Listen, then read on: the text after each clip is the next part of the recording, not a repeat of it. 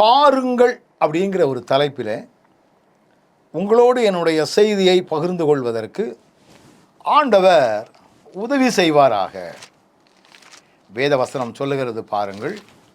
சங்கீதம் 19வது அதிகாரம் முதல் வசனம் சொல்லுகிறது, வானங்கள் தேவனுடைய மகிமையை வெளிப்படுத்துகிறது, ஆகாய விரிவு அவருடைய கரங்களின் கிரியையை அறிவிக்கிறது. எதை பார்க்க வேண்டுமா? இயற்கையில் ஒலிக்கக்கூடிய ஆண்டவருடைய குரலை நாம் பார்க்க வேண்டுமா? 3 காரியங்களை நான் உங்களுக்கு ஞாபகப்படுத்த விரும்புகிறேன். பாருங்கள் என்று சொல்லக்கூடியவர் நீங்களும் நானும் ஆராதிக்கிற நம்முடைய ஆண்டவர். லூக்கா எழுதின சுவிசேஷம் 12வது அதிகாரம் 24ஆம் வசனம் சொல்லுகிறது பாருங்கள், காகங்களை கவனித்து பாருங்கள். ஆண்டவரை பாருங்க ஐயா, காகங்களை கவனித்து பார். சில நேரங்களில் வீடுகளில் இந்த வடாகம் அப்படின்னு ஒன்று செய்வாங்க. பழைய கஞ்சிகள், பழைய சோறெல்லாம் அதையும் அரைச்சி கூழ் வத்தல், அதை வீட்டு மாடியில் கொண்டு போய் அதை ஒவ்வொரு சேரில் அப்படியே ஊற்றுவாங்க. அதை திங்கிறதுக்கு காகம் வரும், அப்போ விரட்டுவாங்க. அட சில விசேஷ நாட்களில் இந்த காகத்துக்குன்னு முதல் சாப்பாடை போடுவாங்க. அப்போ காகம் இருக்காது, கான்னு காகத்தை வரவழைப்பாங்க. மனிதனை பாருங்கள். இப்போ இப்படிப்பட்ட காகங்களை நம்ம கவனித்து பார்க்கணுமா? காகங்களை கவனித்து பாருங்கள்னா அதனுடைய நேரம் எப்படி இருக்குது, அது எப்படி, ஒவ்வொன்றையாக நாம் எண்ணி பார்க்கணும். இதை எதற்காக ஆண்டவர் சொல்லுகிறார் அப்படின்னா, நீ கவலை இல்லாமல் இருக்கணும் அப்படிங்கிறதுக்காகத்தான் நீ இந்த காகத்தை கவனித்து பாருன்னு சொல்கிறார். இந்த காகங்கள் எல்லாம் அடிக்கடி நம்முடைய கண்களிலே படக்கூடிய ஒன்று. நிறைய பறவைகள் இருக்குது, நிறைய உயிரினங்கள் இருக்குது. எல்லாவற்றை விட காகங்கள் அடிக்கடி நம்முடைய கண்களிலே படும். இந்த காகம் என்ன செய்கிறதாம்? விதைக்காதான். விதைத்தல் அப்படின்னா அதனுடைய பலனை நம்ம அனுபவிப்போம். அது விதைக்காது, அறுக்காது, சேர்த்து வைக்காது. தன்னுடைய தேவைக்காக கொஞ்சம் விதைச்சி போடுவோம், அப்போ தான் நமக்கு நெல் கிடைக்கும், தானியங்கள் கிடைக்கும். சரி, இப்படி கிடைச்சதை சேர்த்து வைப்போம், கூட்டிலையோ எங்கேயோ சேர்த்து வைப்போம், அதுவும் செய்யாது. இந்த வசனம் சொல்லுகிறதை பாருங்கள், நான் முழுமையாக அதை வாசிக்கிறேன். காகங்களை கவனித்து பாருங்கள், அவைகள் விதைக்கிறதும் இல்லை, அறுக்கிறதும் இல்லை, அவைகளை அவைகளுக்கு பண்டக சாலையும் இல்லை, களஞ்சியமும் இல்லை.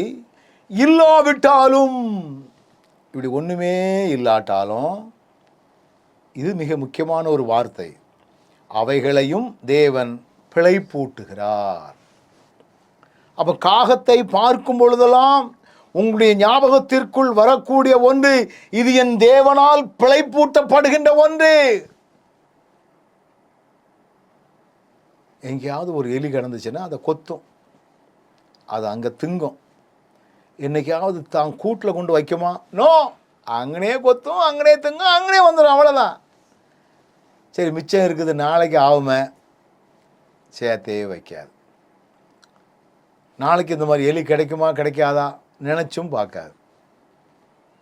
எனக்கு அன்பானவர்களே, காகத்தை ஆண்டவர் பார்க்க சொல்வதனுடைய நோக்கம் உழைப்பே இல்லாமல் உண்ணுகிறது. அப்போ ஆண்டவர் அவைகளையெல்லாம் பிழைப்பூட்டுகிறவர். நமக்கு ஒரு வார்த்தையை சொல்கிறாரு பாருங்க, பறவைகளை பார்க்கிலும் நீங்கள் எவ்வளவோ விசேஷித்தவர்களாக இருக்கிறீர்கள். எவ்வளவோ விசேஷம்.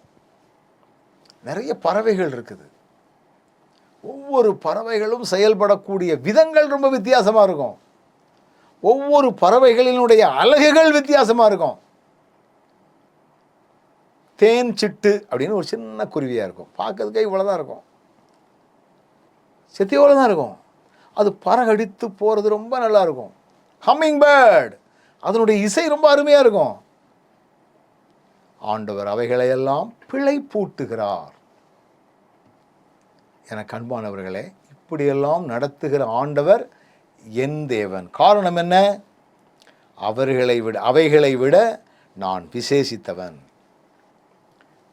என்னுடைய சொந்த ஊர் மூன்றடைப்பு அப்படிங்கிறத நீங்கள் அட்ரஸில் நீங்கள் பார்த்துருக்கலாம். திருநெல்வேலி மாவட்டத்தில் இருக்குது. ஒரு 30 வருஷத்துக்கு முன்னால் எங்கள் ஊரில் பறவைகள் சரணாலயம் அப்படிங்கிற ஒரு மரங்கள் இருந்துச்சு. இது நிறைய மரங்கள் உண்டு. அந்த மரங்களில் பறவைகள் வந்து உட்காரும். அயல் நாட்டு பறவைகள் வரும், வந்து முட்டை பொரித்து குஞ்சு பொரித்து அது பறக்காட்டி அழைத்து செல்லும். அந்த பறவைகள் வந்தாலே அந்த வருஷம் நமக்கு செழிப்பு தான், மழை வந்துடும் அப்படிங்கிற ஒரு எண்ணம் உண்டு. நான் வேலைக்காக போகும் பொழுதெல்லாம் ஒரு குளத்துக்குள்ளோடு இறங்கி குறுக்கு வழியில் போவோம். இந்த குளங்களிலே உள்ள தண்ணீர்களெல்லாம் வற்றின நேரங்களிலே செங்கால் நாரை அப்படின்னு ஒரு பறவை, செங்கால் நாரை, அந்த அலகு வந்து பனங்கிழங்கு மாதிரி அப்படி நீளமாக இருக்கும், கூர்மையாக இருக்கும். அருமையாக ஒரு மகாநாடு மாதிரி ஒன்று நடத்தும். ஒரே ஒரு பறவை இந்த பக்கம் இருக்கும், மற்ற பறவைகளெல்லாம் அதை ஃபேஸ் பண்ணி இருக்கும். இது நான் ஒரு நாள் 2 நாள் அல்ல, பல ஆண்டுகள் அதை கவனித்து இருக்கிறேன். அடுத்தவன் எங்கே போகிறது, தண்ணீர் இங்கே வற்றியாச்சுதை, அதுகளே பேசி முடிவெடுத்து ஒன்று போல பறக்கும், ஒன்று போல. இவைகளையெல்லாம் பார்க்கும் பொழுது ஆண்டவர் அவைகளுக்கு என்ன விசேஷித்த ஞானம். எங்கிருந்தோ வரக்கூடிய பறவைகள், கூளக்கடான்னு ஒன்று இருக்குது, தன்னுடைய குஞ்சுகளுக்கெல்லாம் உணவு கொடுக்கிற விதம் ரொம்ப வித்தியாசம். அதிலே ஒரு தாடை உண்டு. இதெல்லாம் ஏன் சொல்கிறேன்னா, நோக்கி பாரு. கண்ணெதிரே பறக்கின்ற பறவைகள், கண்ணெதிரே வாழுகின்ற உயிரினங்கள், இவைகளுக்கெல்லாம் பிழை பூட்டுகிறவர் நம்முடைய ஆண்டவர். அதே தேவன்தான் உங்களையும் என்னையும் பிழை பூட்டுகிறார். அதனால் நாளைக்கு நான் என்ன செய்வேன், நாளானைக்கு நான் என்ன செய்வேன், எனக்கு இத்தனை லட்சம் இருந்து நான் உட்காந்து அப்படின்னு நினைக்காத ஐயா, நினைக்காத. அனுதின தேவைகளை ஆச்சரியமாக சந்திக்கிற ஆண்டவர் உனக்கு இருக்கிறாரு. எனக்கு தெரிந்த அநேக சரியான வேலை கிடையாது, ஆனால் ஆண்டவரை நம்பி இருப்பாங்க. அவர்கள் சொல்லக்கூடிய சாட்சியை பார்த்தீங்கன்னா, எனக்கு வேலை இல்லை தான் உருப்படி, ஆனாலும் ஆண்டவர் என்னை குறவில்லாமல் நடத்துகிறார், அற்புதமாக நடத்துகிறாரு, ஆச்சரியமாக நடத்துகிறாரு. எப்போ நீ நோக்கி பார்க்க வேண்டியவற்றை நோக்கி பாரு. இப்படிப்பட்ட பறவைகளை நோக்கி பார்க்காமல், உயிரினங்களை நோக்கி பார்க்காமல் வேற எதையோ நோக்கி பார்க்கறதுனால, அவனை பாரியா எங்கேயோ போயிட்டான், இவனை பாரியா நேற்று கடந்தவன் எங்கேயோ போயிட்டான், எனக்கு அது இல்லையே, எனக்கு ஏன் உங்களுக்குள்ள நீங்கள் கவலையை உண்டாக்கி கிடாதுங்க. ஆண்டவர் பிழை பூட்டுகிறவர் என்பதை நீங்கள் இந்த உயிரினங்களை பார்ப்பதின் மூலமாக புரிந்து கொள்ளலாம். இரண்டாவது, இதே அதிகாரத்தில் 27வது வசனத்தை வாசியுங்கள். காட்டு புஷ்பங்கள் எப்படி வளர்கிறது என்று கவனித்து பாருங்கள். இப்போ 2வது நம்ம பார்க்க வேண்டியது எதை? காட்டு புஷ்பங்களை கவனித்து பார். காட்டு புஷ்பங்கள் என்றால் என்ன? காடுகளில் வளரக்கூடிய சில தாவர இனங்கள். 3 வருஷம் மழை இல்லை அப்படின்னாலும் காடுகள் எல்லாம் காய்ந்து போய் கிடக்கும். மாடுகள் மேய்வதற்கு புல்லே இருக்காது, எல்லாம் பட்டு போய் கிடக்கும். ஒரு மழை வந்த உடனே அது எப்படி தக்கன்னு உள்ளுக்குள்ள கிடந்த வேறு அந்த விதைகள் எப்படி முளைக்குதுன்னே நமக்கு தெரியாது, அழகாக முளைக்கும். ஆண்டவர் அவைகளுக்கு தேவையான அந்த காட்டு புஷ்பத்தை பற்றி ஆண்டவர் சொல்லுகிறார் பாருங்கள். அவைகள் உழைக்கிறதும் இல்லை, உழைக்காது. பறவைகள் இரை தேடுகின்ற ஒரு உழைப்பு இருக்குது. எங்கே இரை இருக்கிறதோ அந்த இரையை தேடி சென்று போய் பொறுக்குகிறது உயிரினம். ஆனால் இந்த தாவரங்களோ இருக்கிற இடத்திலேயே இருக்கிற இடத்திலேயே அது வளர ஆரம்பிக்கிறது. என கண்பானவர்களே, இவைகளை குறித்து வேதம் என்ன சொல்லுகிறது? உழைக்கிறதும் இல்லை, நூற்கிறதும் இல்லை. நான் இந்த ரெண்டுக்கும் உள்ள டிஃபரெண்ட்டை நான் பார்த்தேன். அது சாப்பாட்டுக்காக ஆண்டவர் அது ஒன்றுமே செய்ய மாட்டேங்குது. இது பார்த்திங்கன்னா நம்ம உடுக்கிற உடைகள். இப்போ நம்ம பீரோவை திறந்து பார்த்தாச்சுன்னா பல வகையான ட்ரெஸ்ஸை வச்சுருப்போம். எல்லாமே டிஃப்ரெண்ட்டு வித்தியாசமான டிசைன். இன்னொரு பீரோவை திறந்தால் ஒரே சேலையாக இருக்கும். ஒவ்வொன்றும் ஒவ்வொரு வகையான டிசைன். திருநெல்வேலியில் உள்ள ஜவுளி கடைக்குள்ளே போனால் அங்கே உள்ள சேலைகள், மதுரையில் உள்ளது போனால் அங்கே உள்ள சேலைகள், குஜராத்தில் போய் அந்த ஜவுளி மண்டிக்குள்ளே போனால் அங்கே உள்ள சேலைகள் எல்லாம் அங்கே பார்த்த மாதிரியே இருக்க, அதே டிசைனாக இருக்குது. அப்படிலாம் நம்ம பார்க்குறது ரொம்ப ரொம்ப ரொம்ப ரொம்ப கஷ்டம். ரொம்ப வித்தியாசமான டிசைன்கள் உருவாகிறது. இப்போ இந்த காகங்கள் இந்த காட்டு புஷ்பங்களை எதற்காக ஆண்டவர் ஒப்பிடுகிறார் அப்படின்னா, வசனம் சொல்லுகிறது பாருங்கள். என்றாலும் சாலமோன் முதலாய் தன் சர்வ மகிமையிலும் அவைகளில் ஒன்றை போலாயிலும் உடுத்தி இருந்ததில்லை. ட்ரெஸ்ஸுக்கு ஒப்பிட்டு சொல்லுகிறார். இன்றைக்கி நம்முடைய வருமானங்களில் ஒன்று சாப்பாட்டுக்கு செலவழிக்கிறோம், இன்னொன்று ட்ரெஸ்ஸுக்கு செலவழிக்கிறோம். ஆனால் இந்த தாவரங்கள் எல்லாம் ஒவ்வொன்றும் ஒவ்வொரு வகையான கலர். கருமந்துறை அப்படிங்கிற இடத்துக்கு போயிருந்தேன். அங்கே உள்ள ஒரு செடியிலே பூத்த பூ ரொம்ப அழகாக இருந்துச்சு. அதை கொண்டு வந்து வீட்டில் வச்சு அது சரியாக வளர மாட்டேங்குது.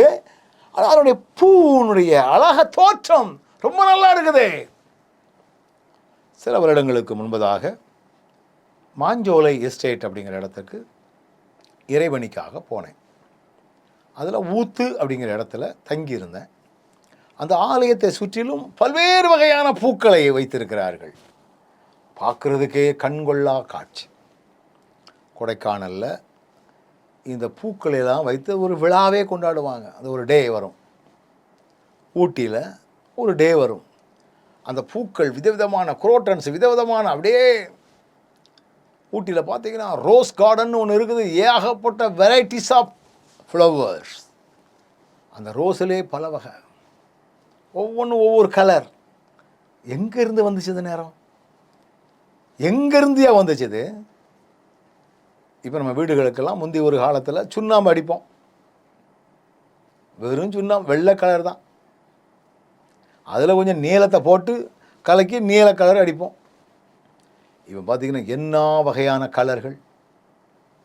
இதில் சோப்பு 2 சொட்டு, மஞ்சள் 3 சொட்டு, கருப்பு கலரில் 4 சொட்டு ஊற்றினா அது ஒரு கலர். டிசைன் கலரை நம்ம உருவாக்குகிறோம். ஆனால் தாவரங்களுக்கு கலரை உருவாக்குவது யார்? என் தேவனே உருவாக்கினார். என் தேவனே உருவாக்கினார். அதுதான் ஐயா. இப்படியெல்லாம் உருவாக்கி வைத்திருக்கிற, உடுத்து வைக்கிற ஆண்டவர் நமக்கு இருக்கிறார். இதெல்லாம் ஏன் அப்படி சொல்றாரு? இப்படி இவைகளுக்கெல்லாம் இப்படி உடுத்து வைத்தால் உங்களுக்கும் உடுத்து வைப்பது அதிக நிச்சயம். இப்போ காகங்களை பார்த்து சொல்லும் பொழுது இவைகளுக்கெல்லாம் பிழை பூட்டுகிறவர் உங்களுக்கும் பிழை பூட்டுவார். இவைகளுக்கெல்லாம் வசனம் சொல்லுகிறது உடுத்து வைத்தால் உங்களுக்கும் உடுத்து வைப்பார். அப்போ இந்த 2 நிமித்தமாக நான் என்னத்தை சாப்பிடுவோன்னு கவலைப்படக்கூடாது, என்னத்தை உடுப்போன்னு கவலைப்படக்கூடாது. இப்போ தான் நம்ம ட்ரெஸ்ஸுக்கெல்லாம் போடக்கூடிய துட்டு கொஞ்சம் அதிகமாகி போச்சுது. நான் 10ஆம் 11ஆம் வகுப்பு படிக்கும் போதெல்லாம் எங்கள் அம்மா சொல்லுவாங்க, டே நம்ம ஊரில் அந்த டெய்லர்கிட்ட உனக்கு கால் சட்டைக்கு துணியும் சட்டைக்கு துணியும் எடுத்து கொடுத்துருக்கேன், போய் அளவு கொடுத்துரும்பாங்க. என்ன கலர்னு தெரியாது, ஒன்றும் தெரியாது. ஆனால் இப்போ பார்த்திங்கன்னா நம்ம இக்காலத்து பிள்ளைகளை போய் நம்ம ஜவுளி கடைக்கு கூட்டிகிட்டு போய் அது பிடிக்கலை இது பிடிக்கலை, அந்த கலர் நல்லா இல்லை, இது முந்தி ஒரு வருஷத்துக்கு ஒரு ட்ரெஸ்ஸு அல்லது 2 ட்ரெஸ்ஸு அவ்வளோதான். பின்னால் காட்சிட்ட பின்னால் பார்த்தீங்கன்னா அப்படியே இந்த டயர்களில் டியூப் இருக்கும், டியூப்பில் பஞ்சர் ஓட்டின மாதிரிலாம் பின்னால் வட்டமாக கிழிஞ்சிருக்கும், உட்காந்து தேஞ்சு கிழிஞ்சிருக்கும். ட்ரெஸ்ஸுக்கு நம்ம முக்கியத்துவமே கொடுக்கறது இல்லை, ஏதோ ஒன்று போட்டுட்டு போவோம். ஆனால் இப்போ பாருங்கள், ட்ரெஸ்ஸுக்கு படக்கூடிய கவலை. அதனால தான் ஆண்டவர் சொல்கிறாரு, எண்ணத்தை உண்போம், எண்ணத்தை குடிப்போம், அப்படின்னு நீங்கள் கேளாமலும் சந்தேகப்படாமலும் இருங்கள். இவைகளெல்லாம் உலகத்தார் நாடி தேடுகிறார்கள். இவைகள் உங்களுக்கு வேண்டியவைகள் என்று பிதாவானவர் அறிந்திருக்கிறார். எனக்கு அன்பானவர்களே, ஆண்டவர் சொல்லுகிற காரியத்தை பாருங்கள். நீங்கள் உணவுக்காக கவலைப்படாதுங்க. உணவினுடைய தேவைகள் வரும்பொழுதெல்லாம் காகங்களை நோக்கிப்பார். அவைகளை போஷிப்பவர் உங்களையும் போஷிப்பார். உடைக்காக கவலை வரும்பொழுதெல்லாம் காட்டு புஷ்பங்களை கவனித்துப்பார். ஆண்டவர் அவைகளுக்கும் தேவைகளை சந்திக்கிறார் அல்லவா, அவைகளையும் உடுத்துவிக்கிறார் அல்லவா. அதே ஆண்டவர் உங்களுக்கும் இருக்கிறார். இதை புரிந்து கொள்ளுங்கள். இதை உங்களுடைய சிந்தைகளிலே வையுங்க. காட்டு புஷ்பங்களையும் இப்படி உயிரினங்களையும் பார்க்கும் பொழுதெல்லாம் இந்த எண்ணம் உங்களுக்குள்ள வரட்டும். நம்ம எண்ணம் எப்படி ஆகிப்போகுது? ஒரு உயிரினத்தை பார்த்தால், ஆஹா, இது கர்வாலி ஆச்சதே, நல்ல ருசியாக இருக்குமே, இது வான்கோழி கறி அல்லவா, இது இப்படி வாக்கில் ருசி தான் ஊறிட்டு கிடக்குது. அவைகளை பிழை பூட்டுகிறவர். கடலில் மீன் பிடிக்க போகிற சம்பவத்தெல்லாம் நம்ம யூடியூப்பில் பார்க்கலாம். வலைகளை போடுகிறார்கள், அள்ளுகிறார்கள். அவைகளுக்கெல்லாம் பிழை பூட்டுகிறவர் நம்முடைய ஆண்டவர். கடைசியாக ஒரு காரியத்தை நான் உங்களுக்கு ஞாபகப்படுத்துகிறேன். யாத்திராகமத்தின் புஸ்தகம் 14வது அதிகாரம் 13ஆம் வசனம் சொல்கிறது பாருங்கள். அப்பொழுது மோசே ஜனங்களை நோக்கி, பயப்படாதிருங்கள், நீங்கள் நின்று கொண்டு இன்றைக்கு கர்த்தர் உங்களுக்கு செய்யும் ரட்சிப்பை பாருங்கள். கவனித்து பாருங்கள் என்று சொன்னவர் இப்பொழுது ரட்சிப்பை பாருங்கள். ஆண்டவர் உங்களுக்காக செயல்படக்கூடிய விதங்களையெல்லாம் எண்ணிப்பார், நோக்கிப்பார். இந்த வசனம் நமக்கு என்ன சொல்லுகிறது? நெருக்கடி காலகட்டங்களிலே இஸ்ரவேல் ஜனங்கள் இருந்தார்கள். என்ன நெருக்கடி? அடிமைத்தன வாழ்க்கையிலிருந்து ஆண்டவர் அவர்களை விடுவித்தார். மகிழ்ச்சியோடு ஆரவாரம் பண்ணிக்கொண்டு எகிப்தை நோக்கி, எகிப்திலிருந்து அவர்கள் கானானை நோக்கி வந்து கொண்டிருக்கிறார்கள். ஆண்டவரே அவர்களை வழிநடத்துகிறார். இரவிலே அக்னி ஸ்தம்பம், பகலிலே மேகஸ்தம்பம். வசனம் மிக தெளிவாக சொல்கிறது பாருங்கள். யாத்திராகமம் 13வது அதிகாரம் 21வது வசனத்தில் அவர்கள் இரவும் பகலும் வழிநடக்க கூடும்படிக்கு. அப்போ ராத்திரியும் நடந்தாங்க, பகலும் நடந்தாங்க. So no tired. ஏன்னா அந்த சீதோசன நிலை அவ்வளவு அதிகமான ஒரு குளிர்ச்சியாக இருந்துக்கிட்டே இருக்குது. வெயிலின் தாக்கம் கிடையாது, குளிரின் தாக்கம் கிடையாது. பகலில் மேகஸ்தம்பம், இரவில் அக்னி ஸ்தம்பம் அப்படின்னு சொல்லி ஆண்டவர் அவர்களை முன்னடத்தி கொண்டு சென்றார். அவன் மகிழ்ச்சியோடு தான் போய்கிட்டு இருந்தாங்க, சந்தோஷமாக போய்கிட்டு இருந்தாங்க. ஒரு காலகட்டம் வரும்பொழுது செங்கடல் என்று சொல்லி ஒன்று குறுக்கே வருகிறது. இதுவரைக்கும் ஆடி பாடிக்கொண்டு வந்தவர்கள், மகிழ்ச்சியோடு வந்தவர்கள் இப்பொழுது தடுமாட ஆரம்பிக்கிறார்கள். தங்களுடைய கற்பனை வளத்தை அவர்கள் எண்ணுகிறார்கள். ஆஹா, தொலைஞ்ச நமக்கு பின்னால் எகிப்தியர்கள் விரட்டி கொண்டு வருகிறார்கள். ஏன்னா 6ஆம் வசனம் சொல்லுகிறது பாருங்கள். 14:6 அவன் தன் ரதத்தை பூட்டி தன் ஜனங்களை கூட்டிக் கொண்டு பிரதானமான 600 ரதங்களையும் எகிப்தில் உள்ள மற்ற சகல ரதங்களையும் அவைகள் எல்லாவற்றிற்கும் அதிபதிகளான வீரரையும் கூட்டிக் கொண்டு போனான். ஒரு பெரிய திரள் ஜனங்கள் பல்வேறு வகையான வாகனங்களோடு இவர்களை பிடிப்பதற்காக செல்கிறார்கள். இவர்கள்ட்ட எந்த வாகனமும் கிடையாது, நடந்து தான் போகிறாங்க. ஆனால் அவங்கக்கிட்ட ஏராளமான வாகனங்கள். இப்போ வேகமாக ஓடணும். ஆனால் இப்பொழுது ஒரு குறுக்கே செங்கடல் வருகிறது. ஐயோ, தொலைஞ்சோம், தொலைஞ்சோம். இனிமே நம்ம தப்பிக்க முடியாது. நெருக்கடியான காலம். ஐயோ, நம்ம பேசாம எகிப்திலே கடந்திருக்கலாமே அப்படின்னு அவங்க முறுமுறுக்கக்கூடிய ஒரு சூழலெல்லாம் வந்ததாக வேதவசனம் சொல்லுகிறது.